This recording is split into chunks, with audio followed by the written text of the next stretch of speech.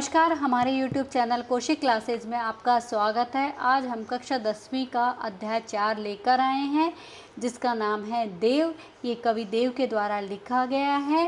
तो पहले हम कवि देव का जीवन परिचय पढ़ेंगे, उसके बाद फिर हम उनकी कविता का अर्थ समझेंगे। तो चलिए हम शुरू करते हैं।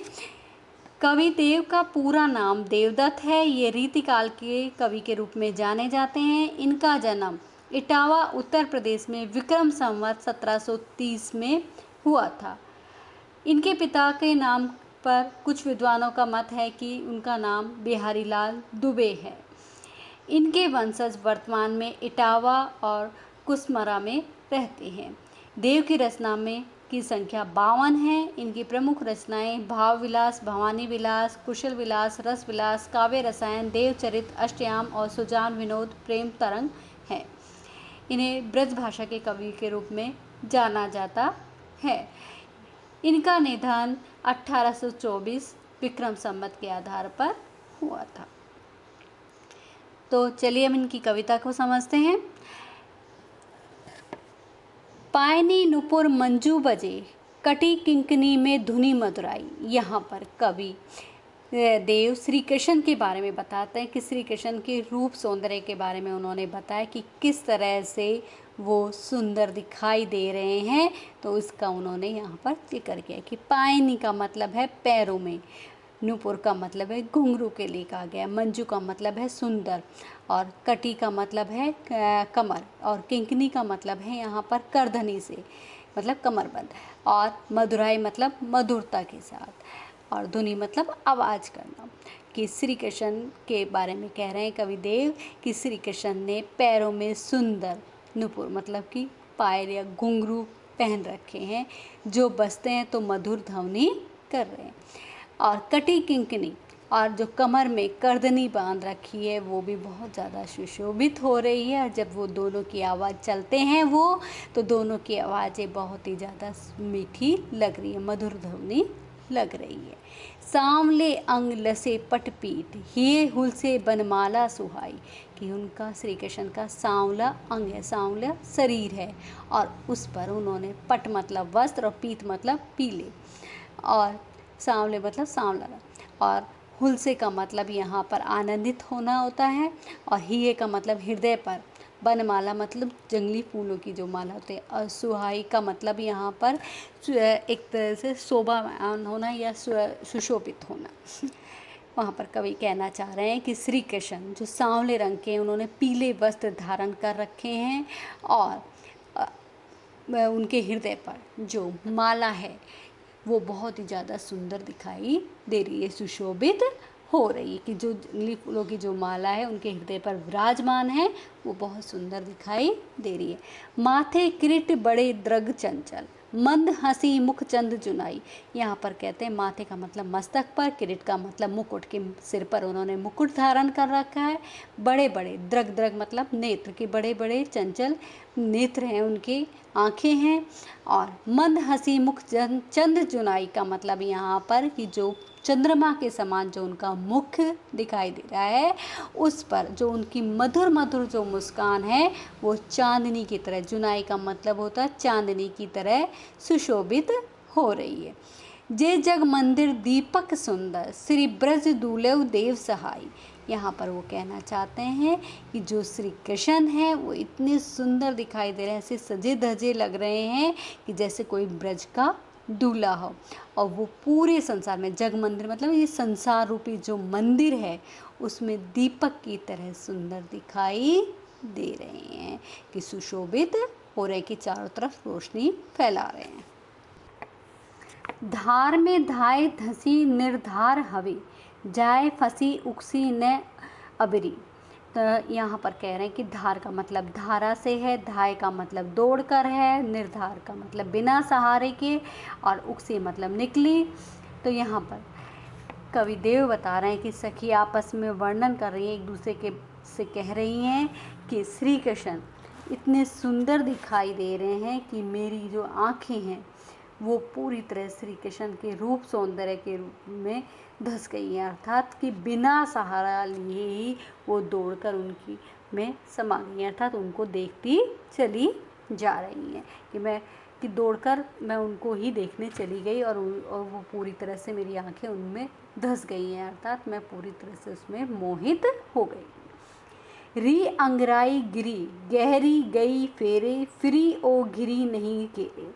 यहाँ पर अंगराई का मतलब अंगड़ाई लेना है, कि यहाँ पर वो जो है सखी कह रही है एक दूसरे से कि गही का मतलब पकड़कर, फिरी का मतलब यहाँ लोटी है, और गहरी मतलब पूरी तरह से घुस जाना, कि मेरी आंखें अंगड़ाई लेकर इतनी गहरी जाग रही हैं और वो पकड़कर फेरने का भी नाम नहीं ले रही, अर्थात लौट भी नहीं रही, क्योंकि श्री कृष्ण का जो सौंदर्य है उसको देखकर वो वापस लौटकर नहीं आ रही हैं।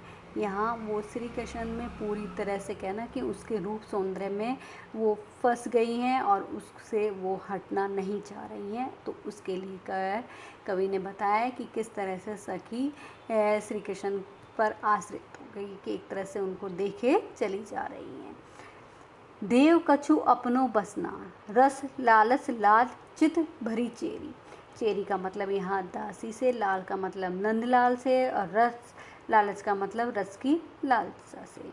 तो यहाँ पर कवि देव बता रहे हैं कि जो ये आँखें हैं वो उनके बस में नहीं रही हैं और वो श्री कृष्ण के रूप को पूरी तरह से लालायित हो गई हैं, लालची हो गई हैं और उन्हें ही देखती चली जा रही है, और उन्हें देखने के कारण वे उनकी दासी बन गई हैं। तो ये उनके रूप सौंदर्य के बारे में बताया, और किस तरह से गोपियाँ श्री कृष्ण को देखकर उसमें ही पूरी तरह से लीन हो गई हैं और उनके रूप सौंदर्य को देखती चली जा रही हैं। बेगी ही डूबी गयो पंखियाँ अखियाँ मधु की मक्खी भई मेरी।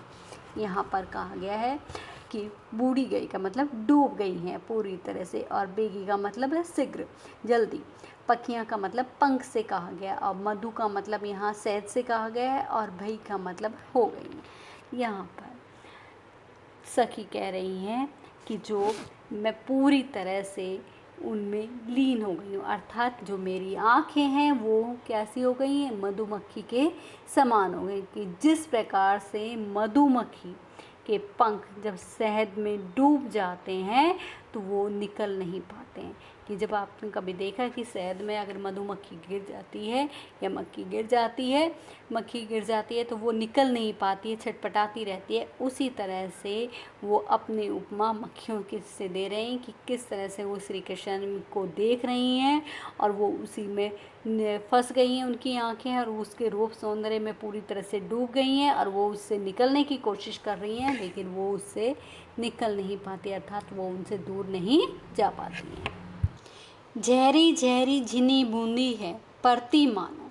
तो झहरी का मतलब वर्षा की बूंदें, कि झड़ लग जाना, एक तरह से ये झड़ लग जाना, कि और छीनी का मतलब है पतली पतली बूंदें आ रही, और परती का मतलब यहाँ गिरने से कहा गया है। कि कवि देव वर्णन करते हुए बता रहे हैं कि वर्षा ऋतु के आगमन हो चुका है, और उसमें जब गोपियाँ बैठी हुई हैं और वो बता रही हैं कि किस तरह से उस अपन देखती हैं, तो उसके बारे में उन्होंने बताया कि छेरी छेरी मतलब कि धीरे धीरे छोटी छोटी बूंदें गिर रही हैं, पतली पतली ये बूंदें गिर रही हैं और उनकी झड़ लगी हुई है।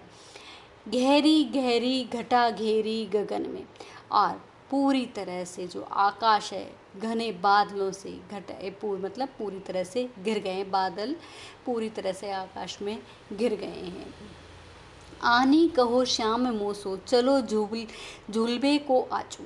यहाँ पर वो कहना चाह रहे हैं कि दूसरी सखी से कह रही है कि यहाँ पर जो श्री कृष्ण है, श्याम मतलब श्री कृष्ण के, कि आने का मतलब आने के लिए कहा, कि वो आए और उन्होंने आने के लिए कहा कि चलो झूला झूलने के लिए चलते हैं, झूला झूलने के लिए। फूली ना समानी भई ऐसी हो मगन, कि मैं तो फूली ही नहीं समाई और मैं तो पूरी तरह से मगन हो गई। यहाँ पर वो क्या है कि वो सपन देख रही हैं, जो गोपी है वो निंद्रा में है और वो सपन देख रही है, और उसमें वो श्री कृष्ण के लिए कह रही हैं कि वो आने के लिए बोल रहे हैं, झूला झूलने के लिए कहा उन्होंने मुझसे, तो उसी बात को वो बता रही है अपनी सखी से। चाहती उड़ियोही उड़ी गई सो निगोड़ी नींद। यहाँ पर वो कह रही हैं कि निगोड़ी का मतलब निर्दयी, और कि नींद थी वो अचानक उड़ गई, कि इस तरह से मैं सपन देख रही थी। श्री कृष्ण मुझसे कह रहे थे कि झूला झूलते हैं, और उसी समय मेरी नींद टूट गई और मेरा सपन भी टूट गया। सो गयो भाग मेरे जागन व जगन में, कि मेरा तो भाग ही सो गया है, कि अर्थात मेरा भाग्य सो गया है, कि जब मेरी नींद खुली तो मैंने कुछ भी नहीं देखा, और श्री कृष्ण जो मेरे सपने में आए हुए थे, वो मुझसे झूला झूलने के लिए कह रहे थे, वो भी मेरा टूट चला गया, कि मेरा दुर्भाग्य हो गया है। आँखी खोली देखो तो घन है न घनश्याम, कि मैंने आंखें खोल कर देखा, न तो बादल है, घन मतलब बादल, और न ही घनश्याम मतलब कि नहीं श्री कृष्ण यहाँ पर हैं। तो वो इस तरह से सपन वाली बातें बता रही हैं। वे ही छाई बूंदी मेरे आंसू है दृगण में, कि यहाँ पर आंसू दृगण का मतलब नेत्रों से कहा गया है का मतलब होकर, कि मैं तो इतनी ज़्यादा दुखी हो गई हूँ, और कि मेरी आंखें खोली तो मुझे न तो वो सपन दिखा, न ही बादल दिखे, न ही श्री कृष्ण दिखे। तो इस कारण से क्या है कि वर्षा की बूंदों के स्थान पर मेरी आंखों में आंसू टपक आए, क्योंकि श्री कृष्ण के साथ जो संयोग सुख मिल रहा था नींदों में, वो अब मुझे नहीं मिलेगा। तो इस कारण से उन्होंने ये बातें बताई अपनी सखी को। तो ये था आपका अध्याय। तो आपको कैसा लगा बताइएगा, और यदि आपको ये वीडियो पसंद आई है तो उसे लाइक करें, शेयर करें और चैनल को सब्सक्राइब करें। धन्यवाद।